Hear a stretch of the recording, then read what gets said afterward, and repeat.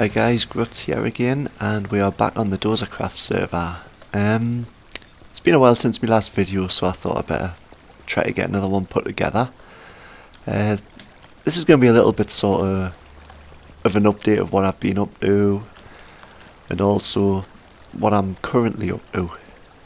So, I'm getting quite a bit of lag at the minute for some reason, I'm not sure why.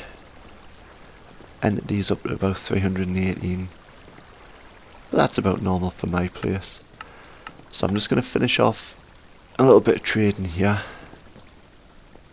if the letters, but I think that's all he's got left.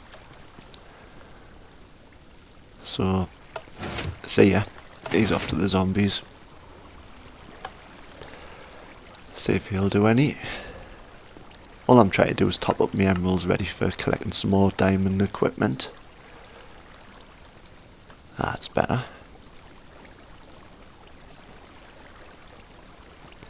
If I get in the right place. Around the base I haven't really done all that much. Really all I've done is I built a sugarcane farm here just to help with the trading. My ultimate aim with the trading really is so I can get all diamond equipment purely from trading, nothing else. So I built this sugarcane farm here. As you can see, there's no levers or anything. It's activated off a day and night sensor. As it turns night, it kicks in, knocks all the sugarcane down, and falls into these water streams here. And it travels around. This travels all the way along this way back towards the trading centre. Travels about 2 blocks underneath there, and eventually ending up over here in this chest. Keeps it stocked up quite well. I just convert it straight off to paper ready to trade. Keep me emeralds topped up, then me emeralds I buy me diamond equipment. So far it's working quite good. It means I haven't had to actually go mining at all, and that's my ultimate goal on this server. I don't want to do any mining whatsoever. I want to get everything purely off trading or off mob farms and trading. Nothing else. And so far I'm getting there. I've just been cooking up some glass because at the minute I'm currently working through in the nether. I'm working on a wither skeleton farm, and I seem to have been working on that for the longest time ever. Oop, just turn that off. Why have I turned it back on? So what I'll do is I'll pop back through there and then I'll get back to it. Right, so now we're in the nether, and this is been my big project for a while. I found this nether fortress and it seemed to have the perfect position. It's just hovering over the top of this lava lake, which when it comes to making it spawn proof should make life real easy. Well, I say real easy, there's still a load to knock out or a half slab. But what I've been doing over here is, first off I came over and I tore the whole fortress down to 1 level. This was just so I could say exactly what I was dealing with really. So I tore it all down to the lowest platform and then half slabbed everything. So as you can see, there's absolutely nothing spawns up on here, which is quite good because apart from the ghasts, you got nothing really to worry about while you're up here. What I'm actually trying to work on is this building here, and that is what's going to be the nether farm eventually. And that's it's been a right pain in the arse, and as you can see there's just so much work to do to clear out the perimeter. I've put markers running off, and anything that's within these markers needs to be either half slabbed, blown up with TNT, covered with lava. And yeah, I'm not looking forward to it at all. Luckily, I've been getting some help, as you can see up there, half slabbing up on there, and I believe that's Doza. He's came over and done quite a bit for us, which I really appreciate, and Quantum's been over blown up with TNT. So everyone's been helping out, especially Kamest. She helped us half slab this bit. The idea is, this is the very centre point, and there's 3 floors here, and they can usually spawn with us. But seeing as I'm recording, you can probably guarantee there isn't going to be anything here. Yep, that's about right. But this was just a test, just to make sure that the spawn area was the right area, and it works quite good. It's nice and secure, the spawn in here, and you can just stand in the archway here and just whack them with your looting sword. But I don't really like to leave things like that. I like everything to be automated. So this is all getting tore down. And what my plan is I'm going to have a giant box. I've started the base of it here. And I'm making the box first all around this. And then I'll tear everything inside the box out. And that'll give us a good safe work area. I'll just show you the floor where I have been working. And I've gone through stacks and stacks of sand, gravel, just trying to fill this lava ocean in. I've been on creative and I've tried a few ideas, and I know I want to be down on Y level 8 for the kill floor in here, which means underneath the lava, so I'll just clear the lot out, shape it up first, and then I'll gradually build up, get over the top of the building that's already there, and then see where I go from there. I've got a few ideas in mind. I think what I'm going to do at first is I'm just going to kill all the other mobs off, collect the loot, get rid of them as fast as possible, and just leave the wither skeletons. That way I'm going to leave them at 1-hit kills, so if you want to, you could just hit them, or better idea would be to grab your looting sword and just give them a quick hit. I want it to be as fast as possible, as efficient as possible. Eventually I would like to keep everything alive and have it as an XP farm as well, because I do believe it would be a really fast XP farm. But I'm having a fair few problems trying to separate out blazers. I've been trying on the creative server, and I'll not give up on the idea. I will get it eventually. It's just going to take us a bit of time, and I thought, well, I might as well build the basic structures and put a basic kill floor in the time being. Anyway, I'm going to test some more of this out and see if I can get down to bedrock, and once I've done that, I'll be right back. Hi guys, we're back at the base here. I had to do a quick pit stop because I ran out of iron fences. I found I was getting shot all over the place by ghasts. So I need to put iron fences around just so they cannot see us, because they were blowing all the glass that I was putting down, and I was ending up putting more glass down. So this is where I keep my iron, and this is linked direct to me iron golem farm. And as you can see, the iron comes up, then gets sorted into roses and iron, and then gets dropped into different storage chests. This chest full, this one's getting there, and then there's another 3 up there. So it's basically a mass storage device. On the front we've got indicator lights, so I know which one's being filled up, so I know that the second chest is being filled at the minute. And all it means is if I take some iron out, it'll start filtering down from the chest above it, and that way it's a nice clean look. I quite like it. I never use roses, but I just put them in the storage anyway, just in case. You never know. And I think with these two, I'm planning on doing melon and pumpkin farms, and I'll have them sent there as well, because they'll be automated and there should be quite a lot of them coming through. I've left plenty of room here just in case I decide to add some more, because things like say chicken farms, egg farms, that type of thing, they might need mass storage, so they'll go in here as well. Anyway, back to digging out, and I'll see you in a bit. Well, I was on my way back to the Wither Skeleton farm, and I remember about this place, and I don't know even if anyone on the server has actually seen this. This is a little project that Comest's been working on, and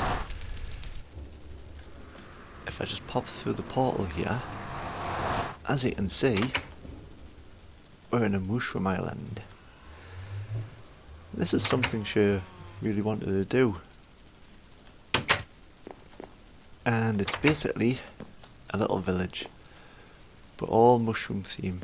So it's a nice little hidden village hidden away on the server, and like I say, I don't know if anyone actually knows it's here, but I thought it was really cool, so I thought I would show it off. A few different little houses, but the base of the houses are always mushrooms. And as you can see, this village is inhabited. Before anyone asks, no, we didn't drag the villagers all the way over here. What it was around the corner here, she actually found a zombie spawner down here, quite near the surface, so actually this is a different spawner there. So what I did is I came over and I just made a quick simple like sort of purification thing really. You just turn the lights off up there, the zombies spawn, they come through, and they get blocked by these trapdoors here. If it's a zombie villager, just pull the lever, let them pass, and they sit in this corner behind the piston. All the other zombies just pile up here, and it just lets you, nothing fancy, you just whack them with a sword really, and get rid of them. In the meantime, you purify the villager there, and when he's ready, let him through, and he goes down the water stream there, and comes out in one of the little mushroom houses. And it's just the same thing copied on the other side. But it was a cool little project, and it was done ages ago, and like I said, I didn't think anyone's seen it yet, so I hope she doesn't mind us showing yous. I don't know if she's done anything with this down here, but there's actually a spider spawner right next to it as well, so a little bit more potential. So yeah, but that is Mushroom Village, if I can find my way out. And I love the design of it. And this is where the villagers just come out and then feed into the village, pick a house and live their lives. Right, anyway, enough of the distractions, back to work at the Wither farm, and I'll be back when there's a bit more of an update. Hi guys, so I'm back and it has been a few hours later. This has taken a long time to get sorted, a lot longer than I thought. Every time I was doing something down the bottom, the ghasts were shooting and blowing the glass away and giving us a great lava waterfall that was filling everything up. So what I ended up having to do was build this cage all the way over the top, just to give us a bit of safety and then allow us to carry on. But as you can see, oh, is he going to cause any hassles? Nah. As you can see, the spawn pads are working. Nothing on the top ones because I've got half slabs on there. But yeah, I'm getting a few spawns up here, and hopefully should work nicely once it's all sorted. So let's go down there and have a look. So the bottom of this ladder, this is where I left off, where I was starting to dig out, and as you can see, yeah, huge cage at the top. There's, whoop, where's he come from? Let's just get rid of that guy first.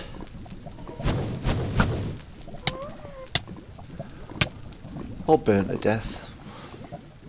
Man, I need to get my aim better. Right, there we go. Right, so he must have tracked us off the top there and just dropped down for us. But yeah, the spawn pads are working good. Eventually, what I'm planning on doing is using piston stairs, pushing all 3 spawn areas into one drop, and they're going to drop down here into the kill floor at the bottom there.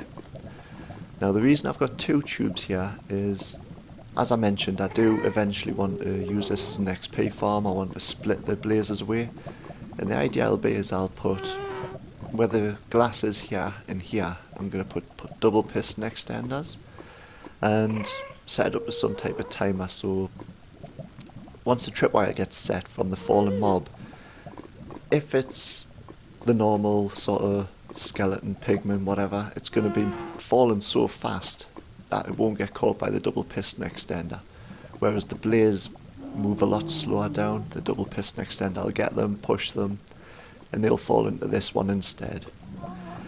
Then somewhere on this drop I'll put an automatic crusher which will crush them down to 1-hit kills and then release them and let them fall down the bottom there. But in the meantime I do want to get this up and running and at least be able to start collecting some wither skeletons down the bottom, so if I get down there we'll have a look and I'll show you what I'm doing temporarily. Yeah, and he's probably going to be trouble. I absolutely hate magma cubes. Anyway, let's collect this. Now the bottom here, as you can see, down to bedrock I've put glass. That makes this completely spawn proof. I'm trying to work with it spawn proof, but magma cubes spawn up there. They don't take any fall damage, them guys, so they survive everything, and they're the only ones I really have to worry about. If any of the other mobs fall off the platforms, they die anyway. So, yeah, I'm going to have to try to get rid of him. He's just going to cause hassles.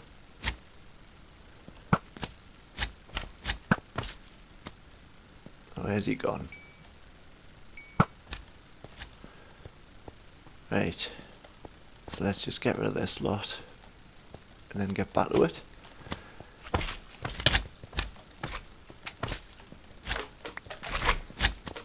Right. Now I'm not wasting my sword on these guys. Didn't even see him there.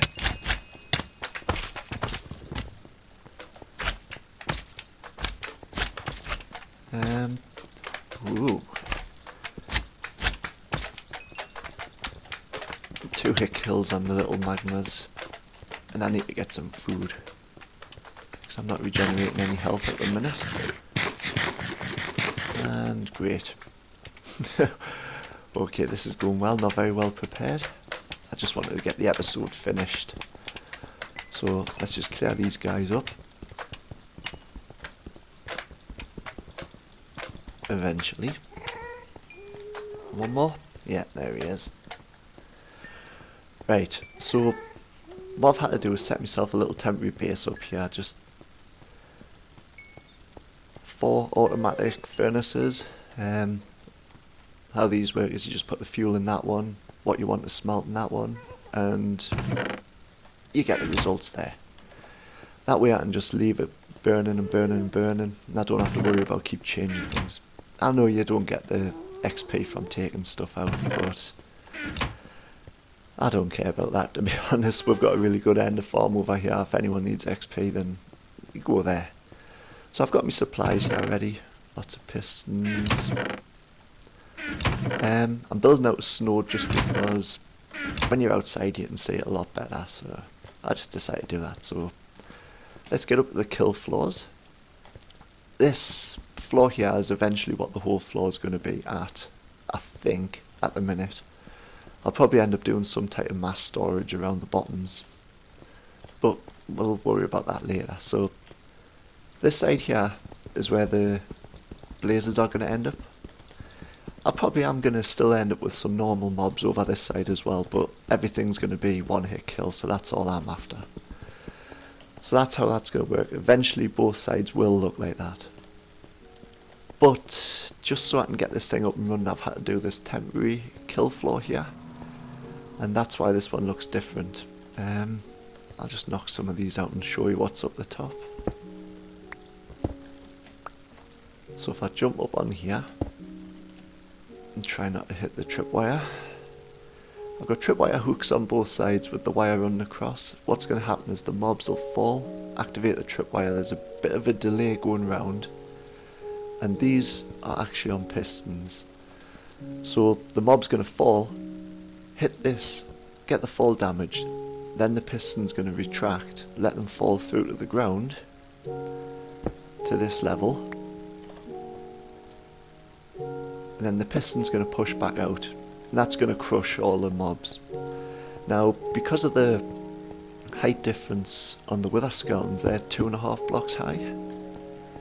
Because they're standing on a half slab and the height difference, this crusher doesn't actually do anything to the wither skeletons. So the theory will be, you stand down here, everything gets crushed automatic, the blazes, the pigmen, everything. And the loot's just going to drop down here and you can pick it up. And all you're going to be left with is wither skeleton feet. And you can just run along with your looting sword and gather up the skulls. So, yeah, it's a bit of a big project and it is going to take a while to get sorted. I'll just get up near the top here so you can have a look at how I'm doing this.